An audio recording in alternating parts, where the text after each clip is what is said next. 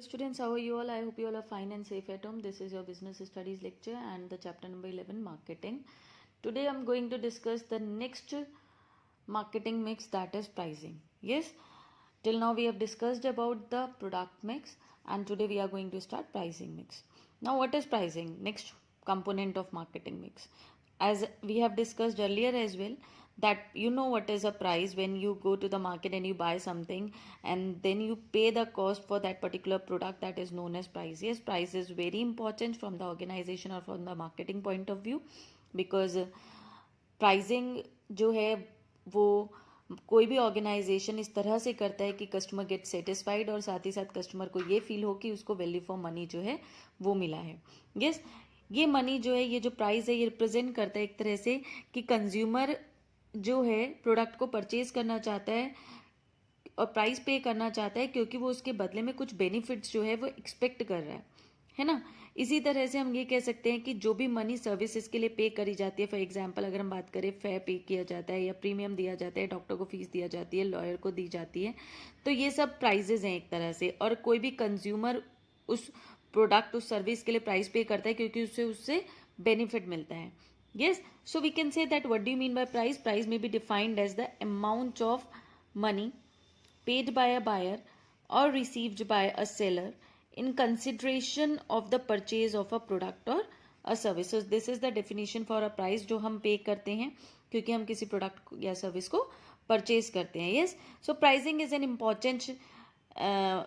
important mix, we can say, or is an important component because it helps in the marketing of goods and services of a firm. आपको पता है कि कोई भी product जो है मार्केट में लॉन्च नहीं हो सकता बिना उसकी प्राइसिंग के. तो प्राइसिंग हम कह सकते हैं एक बहुत बहुत इम्पॉर्टेंट कंपोनेंट है क्योंकि प्राइसिंग की हेल्प से डिमांड जनरेट होती है.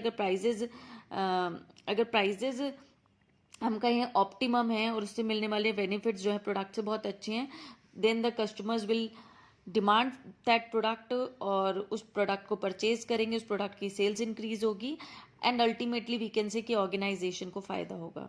यस, प्राइसिंग इसलिए भी इम्पॉर्टेंट है क्योंकि मार्केटिंग डिपार्टमेंट या ऑर्गेनाइजेशन जो है वो प्राइसिंग किसी भी प्रोडक्ट की करता है बहुत सारे फैक्टर्स को ध्यान में रखते हुए. लाइक कॉम्पिटिटर्स को भी देखना होता है कि competitor same product, nature of the product के लिए क्या पर्टिकुलर प्राइस रख रहे हैं, है ना. एंड हम कह सकते हैं कि प्राइसिंग ऐसी भी होनी चाहिए जिससे फर्म रेवेन्यू या प्रॉफिट्स को अर्न कर सके.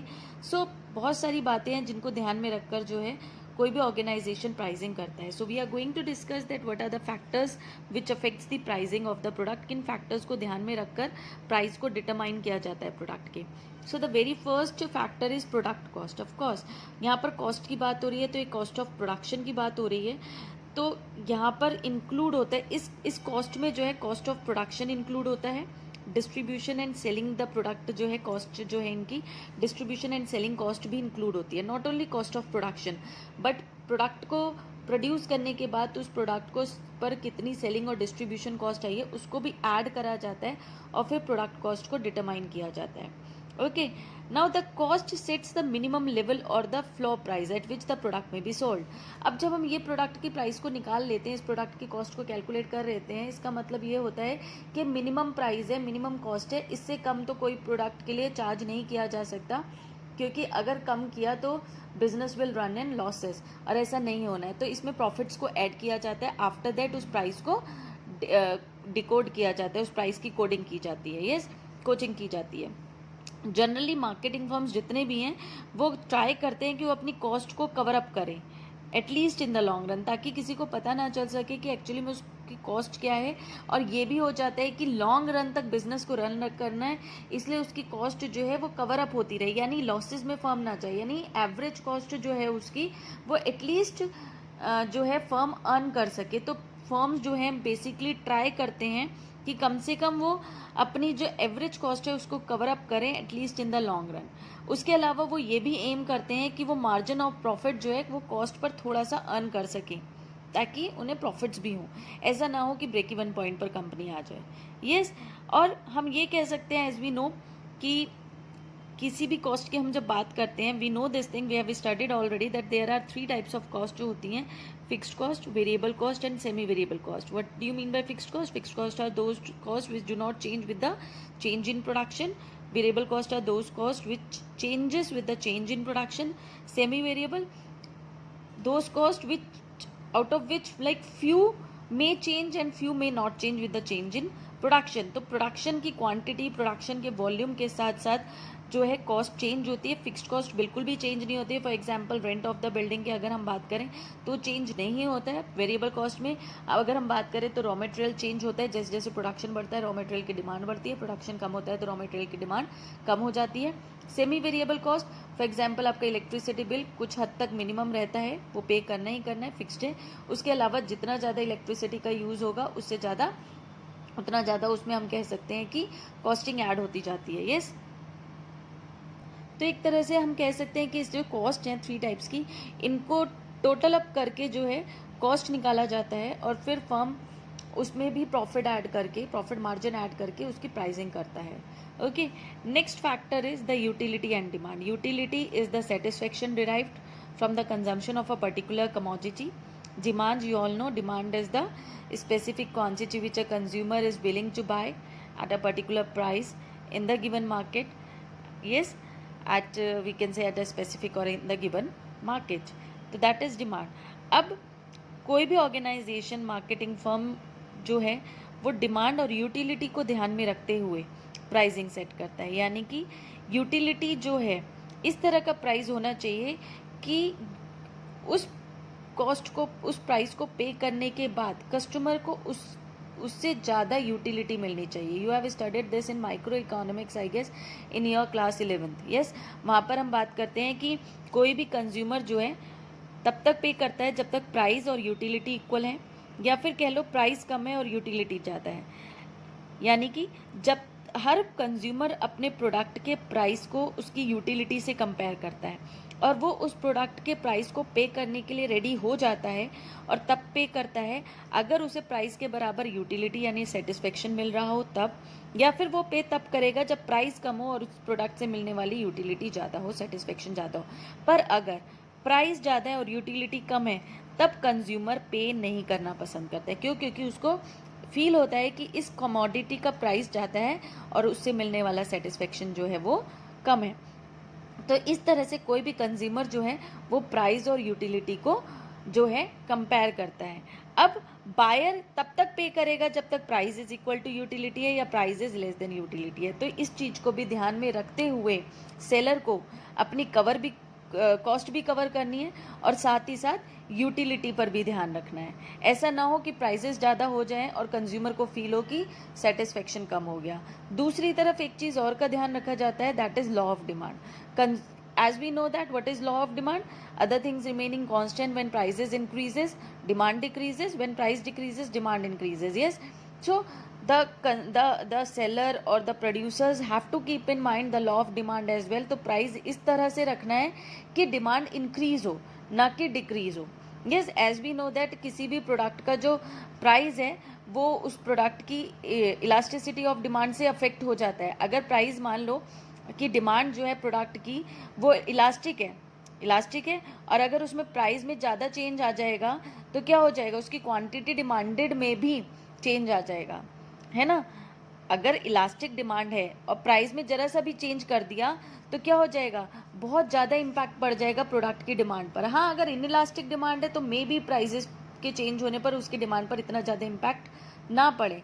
But the company, the organization has to take care that whether the demand is elastic or inelastic. इन चीज़ों को भी ध्यान में रखते हुए प्राइजेस को सेटअप किया जाता है. Next is exchange of competition in the market. Yes, of course कहीं ना कहीं प्राइस की लोअर लिमिट और अपर लिमिट के बीच में प्राइस को सेटल डाउन करना चाहिए. क्यों? क्योंकि इससे जो है कंपटीशन का नेचर और कंपटीशन की डिग्री जो है वो बहुत हद तक कम हो जाती है. अगर प्राइजेस बहुत कम हो गए तो मार्केट से आउट हो सकते हैं, क्वालिटी से कॉम्प्रोमाइज़ करना पड़ जाएगा और हो सकता है कि प्रॉफिट्स ना हो. और अगर प्राइजेस बहुत ज़्यादा कर दिए तो डिमांड कम हो जाएगी क्योंकि कॉम्पिटिटर उससे कम प्राइजेस में प्रोडक्ट को सेल कर रहा है. तो समवेयर इन बिटवीन. यस बच्चों, देन कंपटीशन को ध्यान में रखते हुए प्राइजेस को सेट करना है. कॉम्पिटिटर के प्राइजेस क्या हो सकते हैं, हमारा प्राइस सेट करने पर उनका रिएक्शन क्या होगा, ये सब भी कंसीडर्ड एनालिसिस, इसकी भी मार्केटिंग रिसर्च पहले से ही कर लेनी चाहिए ऑर्गेनाइजेशंस को before fixing up the price. Yes, in fact not only the price but the quality and the features of the competitive products must be examined carefully before fixing the price. of course price को fix करने से पहले सामने वाले competitor के product की क्या price है ये नहीं, सिर्फ उसकी क्वालिटी प्रोडक्ट की, उसके प्रोडक्ट के फीचर्स को भी ध्यान में रखते हुए प्राइजेस को सेट करना चाहिए. फॉर एग्जाम्पल कि सामने वाले कॉम्पिटिटर की क्वालिटी बहुत अच्छी है, फीचर्स बहुत अच्छे हैं, उसने प्राइजेस जो है किसी प्रोडक्ट के फॉर एग्जाम्पल 10,000 रख दिए, आप लेकर आए मार्केट में अपना प्रोडक्ट, आपने भी 10,000 दे दिए, लेकिन आपके उससे कम फीचर्स हैं, ठीक है, आपके प्रोडक्ट में, या फिर आपके प्रोडक्ट की क्वालिटी उससे कम अच्छी है, तो none of the consumer will be ready to pay the 10,000 for your product, because कहीं ना कहीं वो यूटिलिटी से कंपैरिजन करेगा और कॉम्पिटिटर से भी कंपैरिजन करेगा. Okay, next is government and legal regulations. Of course public के इंटरेस्ट को बचाने के लिए गवर्नमेंट ने बहुत लीगली रेगुलेशंस रखे हुए हैं, तो each and every organisation should go with that particular legal regulations. Government किसी भी प्रोडक्ट को डिक्लेयर कर सकती है कि वो एसेंशियल प्रोडक्ट है और उसके प्राइस को रेगुलेट कर सकते हैं. फॉर एग्जांपल अगर हम बात करें किसी ऐसी ड्रग की, किसी ऐसी मेडिसिन की जिसकी मोनोपोली है प्रोडक्शन करने में, यस, तो हो सकता है गवर्नमेंट बोल दे कि इस पर्टिकुलर दवाई की मोनोपोली क्रिएट नहीं हो सकती, इसके प्राइस इतने नहीं इतने होने चाहिए, ठीक है, क्यों, क्योंकि उसका कोई कॉम्पिटिटर नहीं है, इसलिए तो गवर्नमेंट यूजुअली ऐसा कर लेती है. ठीक है, गवर्नमेंट यूजुअली एसेंशियल कमोडिटीज़ में बहुत हाई प्राइजेज चार्ज नहीं करने देती है, वो वहाँ पर इंटरवेन करती है और प्राइस को रेगुलेट करती है. तो गवर्नमेंट कहने का मतलब ये है कि आप प्राइस ऐसे रखो जो गवर्नमेंट और लीगल रेगुलेशंस के अंदर आए, गवर्नमेंट को इंटरफेयर करने की ज़रूरत ना पड़े. Next is pricing objective. This is also one of the important factor कि ऑर्गेनाइजेशन को जो प्राइसिंग के ऑब्जेक्टिव्स हैं उनको ध्यान में रखते हुए प्राइस को फिक्स करना चाहिए. जनरली ऑब्जेक्टिव क्या होता है, मैक्सिमाइजिंग द प्रॉफिट्स. यस, अगर हम बात करें मैक्सिमाइजिंग द प्रॉफिट की प्राइसिंग ऑब्जेक्टिव को लेकर, तो there is difference in the short run and in the long run.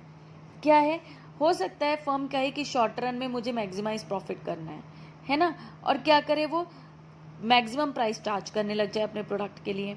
But अगर किसी भी ऑर्गेनाइजेशन को लॉन्ग रन में अपने प्रॉफिट्स को मैक्सिमाइज करना है तो उसको स्टार्टिंग में अपने प्राइजेस को कम रखना पड़ेगा, तभी तो लोगों में उसकी कह लो डिमांड होगी, लॉयल्टी बनेगी और वो लॉन्ग रन में जाकर जो है प्रॉफिट्स मैक्सिमाइज हो जाएंगे. तो इट डिपेंड्स कि आपका ऑब्जेक्टिव क्या है, स्टार्टिंग में ही शॉर्ट रन में ही प्राइसिंग ज़्यादा करना, कमाना और फिर मार्केट से आउट हो जाना, या फिर लॉन्ग रन तक मार्केट में रहना और प्राइसिंग कम चार्ज करना है स्टार्टिंग में, सो दैट लॉन्ग रन तक मार्केट में फर्म जो है, ऑर्गेनाइजेशन जो है वो एस्टैब्लिश रहे और प्रॉफिट्स को अर्न कर सके. So it depends totally. Apart from profit organisation pricing objectives और क्या हो सकते हैं, that is obtaining market share leadership.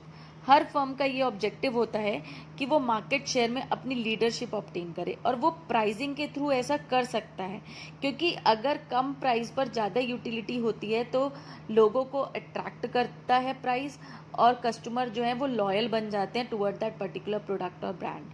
Next is surviving in a competitive market. हर ऑर्गेनाइजेशन ये चाहता है कि मैं कॉम्पिटिटिव मार्केट में सर्वाइव करता रहूं. फर्म बहुत सारी डिफिकल्टीज फेस करता है मार्केट में सर्वाइव करने के लिए, बिकॉज बहुत सारा कंपटीशन होता है, और वो जब आता है किसी भी न्यू प्रोडक्ट के साथ तो उसके बहुत सारे सब्सटीट्यूट्स अवेलेबल होते हैं मार्केट में ऑलरेडी. तो ऐसे में कॉम्पिटिटर्स को compete करना और प्रॉफिट मैक्सिमाइज करना ये तभी पॉसिबल हो पाएगा जब प्राइसिंग ऑफ द प्रोडक्ट जो है वो बहुत अच्छे से की गई हो, ऑप्टिमल की गई हो. Next is attaining product quality leadership. Product quality leadership भी अटेन करना चाहता है हर ऑर्गेनाइजेशन. वो चाहता है कि मैं अगर हायर प्राइजेस चार्ज करूं तो मेरी हायर क्वालिटी कवर अप हो जाए, high cost of research and development cover up हो जाए. अगर किसी कंपनी का प्रोडक्ट बहुत अच्छा है, क्वालिटी बहुत अच्छी है, तो इट मीन्स कि उस पर्टिकुलर कंपनी ने, उस ऑर्गेनाइजेशन ने R&D बहुत अच्छे से किया है और वो हाई प्राइस तभी चार्ज कर रहा है क्योंकि वो उसकी कॉस्ट को कवर अप करना चाह रहा है. Yes, so these are we can say कि फ्यू ऑफ द ऑब्जेक्टिव्स जो हैं, जो प्राइसिंग के हैं, जो ध्यान में रखते हुए प्राइसिंग की जाती है. Next is marketing methods used. Now price fixation के जो मैथड्स हैं वो अफेक्ट होते हैं मार्केटिंग मैथड से भी. For example distribution system, quality of salesman employed, quality and amount of advertising, sales promotion efforts, type of packaging, product differentiation, credit facility and customer services provided. तो जब कोई organisation बहुत सारी marketing करता है, marketing methods देता है, use करता है, तो उस पर भी प्राइसिंग जो है डिपेंड करता है. फॉर एग्जांपल अगर कोई कंपनी आपको फ्री होम डिलीवरी दे रही है, आफ्टर सेल सर्विसेज दे रही है, आपकी कार ख़राब हो गई, आपके घर से कोई आकर कार लेकर जा रहा है, तो इट मीन्स कि वो उस चीज़ की भी तो कॉस्ट को कवर अप करेगी कंपनी, है ना. यानी ऐसे में प्राइजेस जो हैं वो फ्लेक्सिबल भी हो सकते हैं कि अगर आपको घर से कार लेकर जाए, कोई अगर आता है मैकेनिक और आपकी कार लेकर जा रहा है, तो प्राइजेस जो है वो उसमें उसकी सर्विस चार्ज को ऐड ऑन करके आपसे चार्ज करेगा. तो इट मीन्स कि मार्केटिंग मैथड्स जो हैं ये भी प्राइजेस को बहुत हद तक इम्पैक्ट करते हैं. इसी तरह से अगर हम बात करें हर मार्केटिंग मैथड की, तो हर मार्केटिंग मैथड की कोई ना कोई यूनिकनेस है और जिसकी वजह से आज के टाइम पर कॉम्पिटिटर्स जो हैं एक दूसरे को कॉम्पीट कर रहे हैं कि हमारे यहाँ ये फैसिलिटी अवेलेबल है इसलिए इसके प्राइजेस ज़्यादा हैं, हमारे प्रोडक्ट के साथ ये फैसिलिटीज़ अवेलेबल हैं इसलिए हमारे प्रोडक्ट के प्राइजेस ज़्यादा हैं. तो everyone is like chasing one another, providing facility so that prices can be fixed or we can say maximizing the profits. So these all are the factors which affects the pricing objectives. I hope you understood this. Thank you students and have a nice day.